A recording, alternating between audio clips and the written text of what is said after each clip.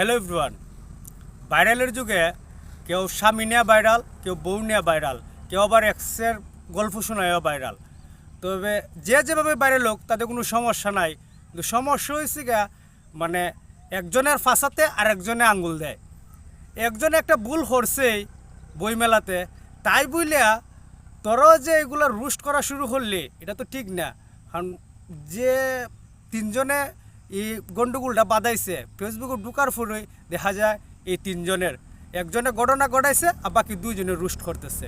তো আমার হচ্ছে ভুল হরছে উনি স্বীকার হরছে ভুল হইছে। এবার এটা নিয়ে তো আলোচনা করার কোনো দরকার নাই, এখানে স্টপ রাখ। তা না, তোরা এটা নিয়ে শুধু আলোচনাই করতেছস। তার মানে তোরা যে আলোচনা করতেছস, তোরা দেখ তোরা নিজে কি দেয়া, তোরা নিজের তো মোটামুটি বউ ব্যবসায়িক, অতএব পড়ার দিকে আঙ্গুল তোলার আগে নিজেও দেখা লাগবো কি। আর আমার হচ্ছে আমার একটা সন্দেহ লাগে, কারণ তোরা তিনজনের কাহিনীটা, কারণ এই কারণেই সন্দেহ লাগে। বর্তমানে এটাই বাস্তব, রিফানের ভিডিও তো খুব মার্কেট খাইছে।